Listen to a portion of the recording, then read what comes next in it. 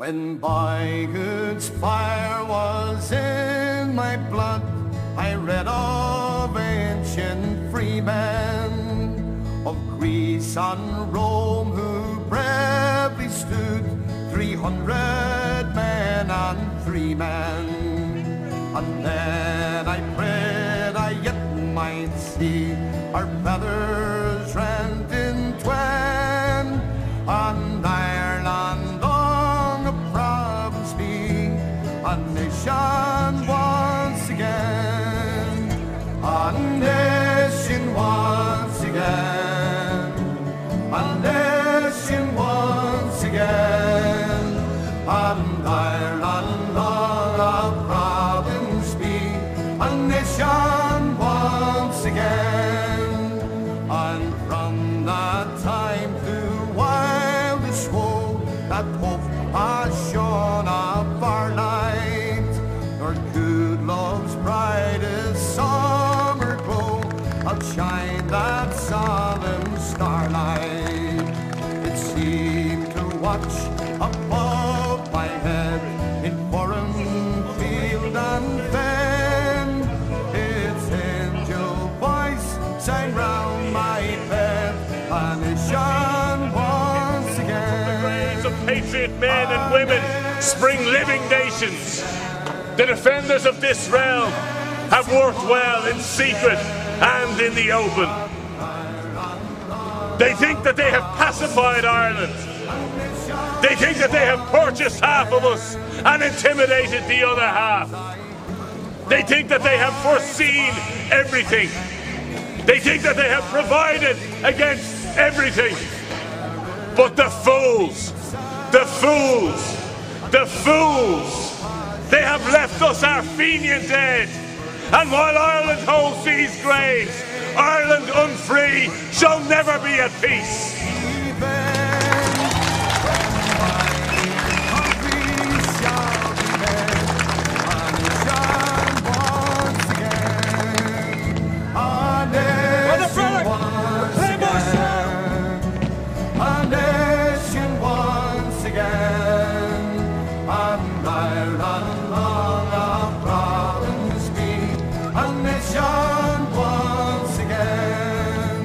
A nation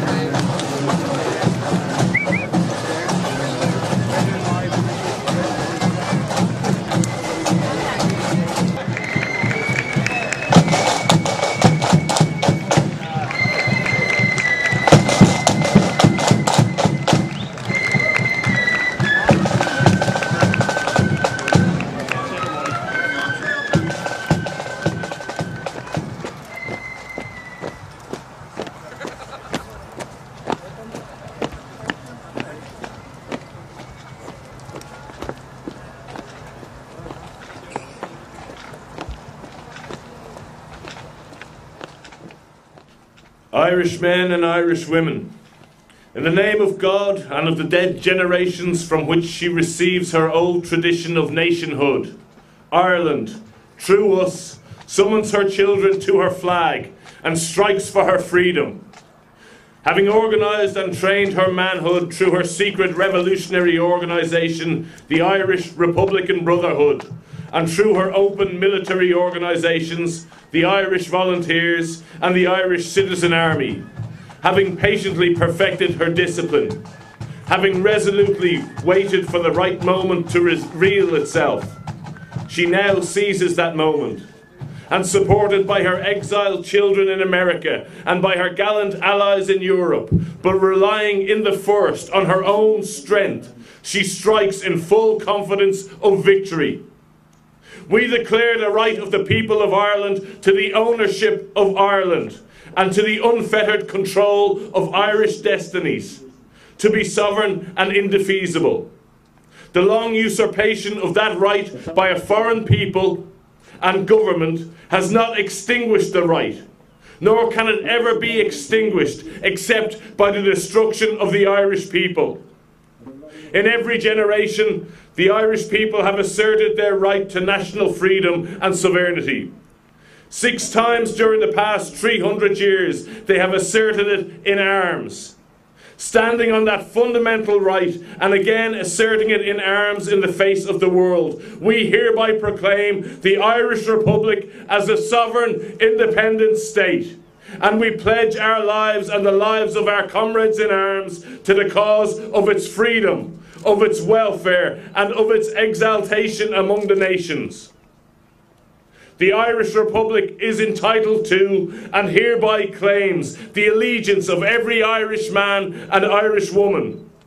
The Republic guarantees religious and civil liberty, equal rights and equal opportunities to all its citizens, and declares its resolve to pursue the happiness and prosperity of the whole nation and of all its parts, cherishing all of the children of the nation equally, and oblivious to the differences carefully fostered by an alien government which have divided a minority from the majority in the past.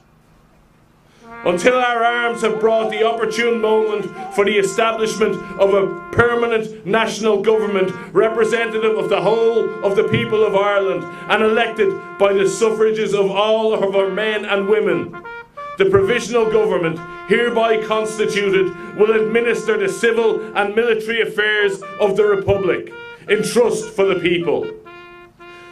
We place the cause of the Irish Republic under the protection of the Most High God, whose blessing we invoke upon our arms. And we pray that no one who serves that cause will dishonour it by cowardice, inhumanity, or rapine. In this supreme hour of the Irish nation, must, by its valour and discipline, and by the readiness of its children to sacrifice themselves for the common good, prove itself worthy of the august destiny to which it is called. Signed on by behalf of the Provisional Government, Thomas J. Clark, Sean McDermott, Thomas McDonough, Padraig H. Pearse, Eamon Kent, James Connolly and Joseph Plunkett.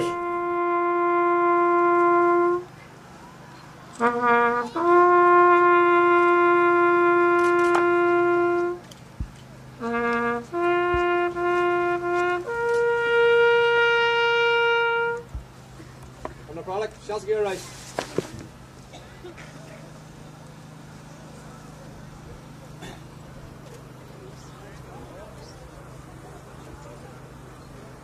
That moves us on now to our guest speaker. He's no stranger to any of you. And one thing I can say on him, he's been a very good friend to the National Graves Association down the years. So please welcome North Belfast MLA, Gerry Kelly.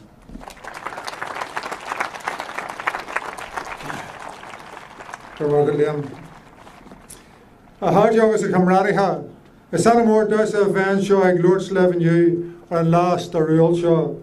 Because a sphere last a real the Harvard Wilmage Crinyahan Shaw, a Kivney or a Fergus Namra, a Huya Makler Donach na Casca, agus leis siad sinna ar fud na tír ní blianas nacha ó him.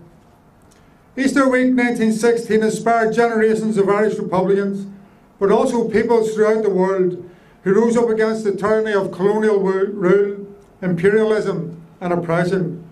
And it's a fire still burning bright in the heart of every Irish Republican today.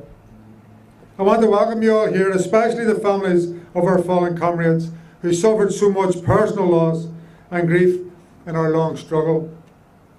I also want to pay tribute to the bravery, the leadership and the commitment of the IRA of this generation, who fought in the streets of our towns and in the highways, byways and fields of our countryside.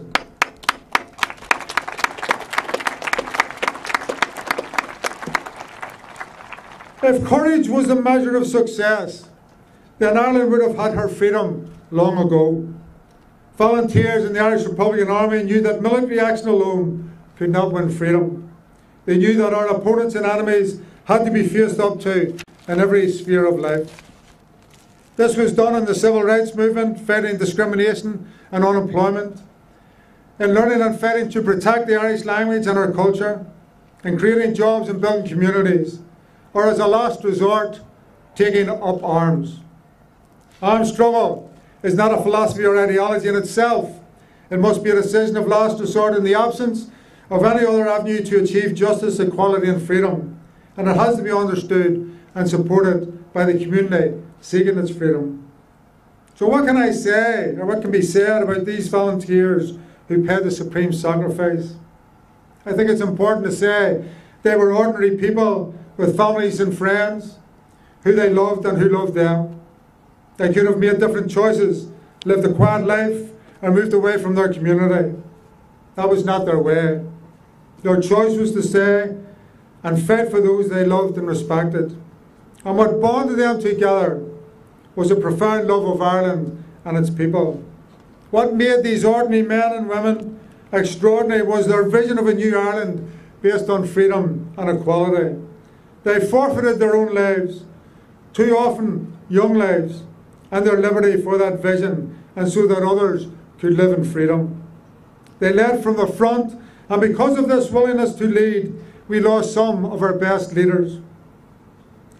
And there are turning points in every nation's history, and the 1916 Easter Rising had a global effect which has inspired, as Liam said earlier, freedom-loving people around the world for almost 100 years. There have been other key events in our recent history, such as the popular uprising of 1969 against the Orange State, the terrible events of Bloody Sunday in 1972, and the hunger strikes of 1981. The IRA cessation of military activity in 1994, followed by the Good Friday Agreement of 98, and the IRA statement of 2005 that the war was over, were, I believe, also watersheds. All of them became milestones on the long road to achieve a united Ireland. Yet there is no miracle in a united Ireland. We have to prepare for it, and indeed, that is exactly what we have been doing. We're empowering the Assembly in the North, and we are the main opposition and only credible alternative to the present failed government in the South. Partition created two conservative states in this island. Both are the antithesis of the Republican principles of Wolfe Tone and the 1916 leaders. Their vision, the Republican vision, of a genuine republic governed in the interests of all its citizens is shared by an ever-growing number of people. Today, people across the island are suffering. Hundreds of thousands are struggling to make ends meet, and young people are emigrating in their droves. This is as a direct result of the unjust austerity policies of both Fianna Fáil and their successors in Fine Gael and Labour. And it is a mirror image of the British Tories. These parties are imposing eye-watering cuts to public services and working wages, while safeguarding their pals, the bankers and the wealthy. James Connolly wrote that the cause of Ireland is the cause of Labour, and the cause of Labour is the cause of Ireland, and they cannot be separated. These words are as relevant today as they were then when they were spoken. It is working people who are hit hardest by job losses on a daily basis. Austerity is anti-Republican, anti-people and anti-equality. But we are leading the political fight back against austerity and cuts. The magnitude of those Tory cuts is putting real pressure on public services, on school budgets, on health, and on the community sector. And we entered the Stormont House, the recent Stormont House talks to protect the most vulnerable. We defended children with disabilities, adults with severe disabilities, and the long-term sick. And we will continue to defend the most vulnerable in our society. And we will stand fast to protect frontline services. North and South, we oppose water charges. In the South, we oppose the property tax on ordinary households. And Sinn Féin put forward alternative budgets to deliver prosperity and equality and grow employment. And they were rejected by the other parties. It doesn't make sense to split an island nation of 6.4 million people into two separate competing economies. There is no question that as a nation we are stronger together than apart. We would be better off economically, socially and politically. More importantly, in a united Ireland we have the power to deliver hope over fear, opportunity over despair, and we can carve out a new future together. And Sinn Féin is different from other political parties, and we're proud of that fact. We are a party born in struggle, with our membership and elected representatives coming from the communities most under pressure from the deep economic crises, north and south. And that connection with our communities is the bedrock of our politics. The mandate we are seeking in the upcoming Westminster election is for equality and is against austerity. We want the economic levers to create and sustain growth. The Tories and some of the local parties, however, are seeking to continue with austerity policies which will cut our public services, destroy the welfare state and force citizens into deeper hardship. And this will be the battlefield in the time ahead. So let me spell it out clearly. Equality is a red line issue for Sinn Féin, and we will not move back from it. We seek an inclusive, united Ireland, and Unionists should be assured that Republicans are totally committed to equality and opposed to all forms of discrimination. That is equality for everybody. That requires increased dialogue and engagement. It means setting aside assumptions about Unionists and listening to what they have to say. It also means all of us accepting that we are part of an intercultural society and that there are many different minority voices out there that we must listen to. There is responsibility too on all of us to work towards reconciliation. The British government needs to acknowledge its role as a protagonist in the conflict and the reality of more than 1,000 deaths through collusion and British state violence when dealing with the important issue of victims. There has to be equality of treatment for all victims and survivors, whether it is from state violence and collusion or from any other combatant force. That is the basis upon which I and other members of Sinn Féin discuss the difficult issues of our collective past. We believe, through the Stormont House Agreement, we have achieved the architecture to deal with the issues of truth and justice, with equality at its core. And we will continue to stand with the victims in their campaign for the truth from whatever section of our community they come from. 100 years ago, at this time, the leaders of the Easter Rising were already preparing for 1916. And we are now preparing to celebrate the centenary.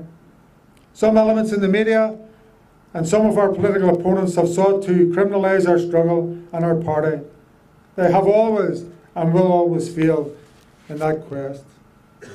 So on a personal note, I think I can speak for many thousands of Irish Republicans who came through the conflict when I say that we are proud of our time as volunteers in the Irish Republican Army.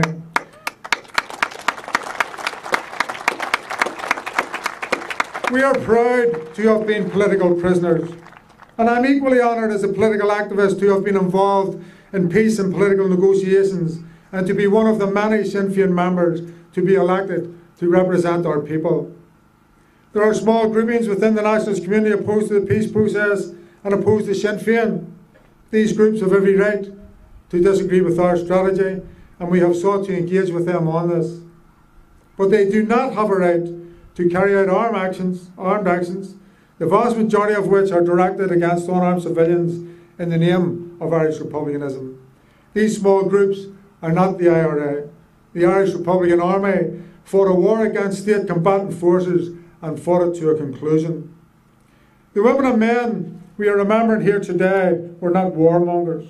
They were proud Republican volunteers who took up arms against a massive military machine when there was no other option. Today, as a result of the efforts of these Republicans, there is a peaceful and democratic path to a united Ireland. Now, I don't know, 99 years after the death of our 1916 martyrs, what they might have said if they had been standing here talking to us. Apart, of course, from the legacy of the written word and the proclamation which was read out on the steps of the GPO and earlier here today has stood the test of time, as Liam has said, on its relevance. I can't be sure what my friends and comrades who gave their lives in the latest phase of our struggle might say either, having known many of them. But this I do know, that those who survived them took up their mantle.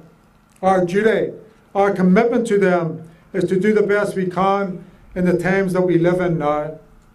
To state the obvious, this is not 1798 or 1916 or the 1960s or 70s or 80s.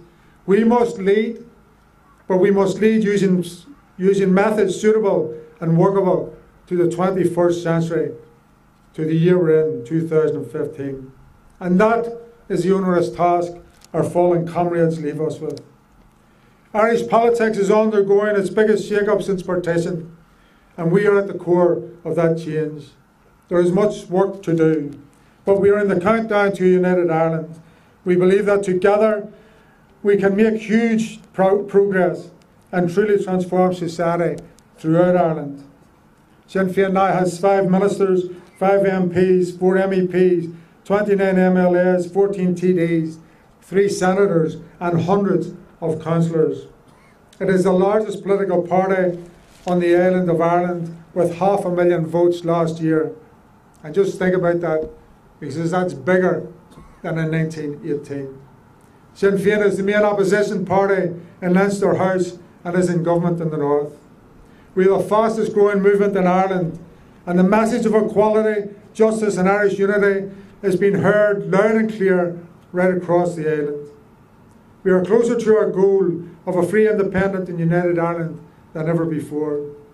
We remain guided by the noble ideals of the 1916 leaders, but we struggle in the context of 2015. We are now in a phase of nation building, what Connolly called the reconquest of Ireland by the Irish people.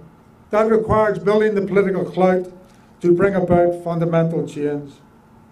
So let us send out this political message. Not only have we not gone away, but we are getting stronger by the day.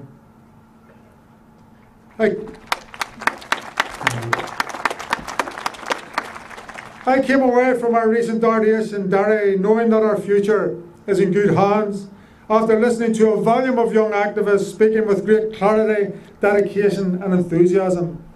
And one of our greatest strengths as a party is in our mix of generations. So allow me to finish by repeating that comment to all those standing at the final resting place of our fallen comrades and friends, whether it's in Miltown Cemetery here or wherever they may be. James Connolly, speaking at Wolfetone's graveside, said, "We who hold his principles believe that any movement which would successfully grapple with the problem of national freedom must draw its inspiration not from the moulding records of the past, but from the glowing hopes of the living present, the vast possibilities of the mighty future. A Harjog is a comradiha. We are the living present. The young Republicans standing here with us today are the mighty future. Goramila Mayogov, be Kincha go Jockey Arla."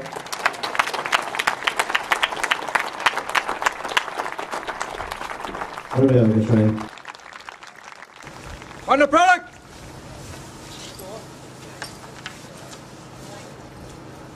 Hey, Ra! On the product! Scabagee! So from all of us, it's God bless and safe home. Goramila Mayogov. And that's us sorted for this year. Thank God, it was a fantastic parade, great turnout, the weather held for us, and I hope it's a thing that it'll happen next year. Next year is going to be a fantastic year. Everybody, no matter where, what part of the country they're in, even our diaspora, if you can't make it to Belfast, which I would like you all to do, but if you can't, then please take part in it. Show your support for the men and women from 1916 right through that died, that gave their lives for the cause of Irish freedom. It's important, it's a massive anniversary, and everybody should take part in it. It doesn't matter how much you can do, it doesn't matter how little you can do. Just be part of it and be proud of it. Cora Mila Mayogov.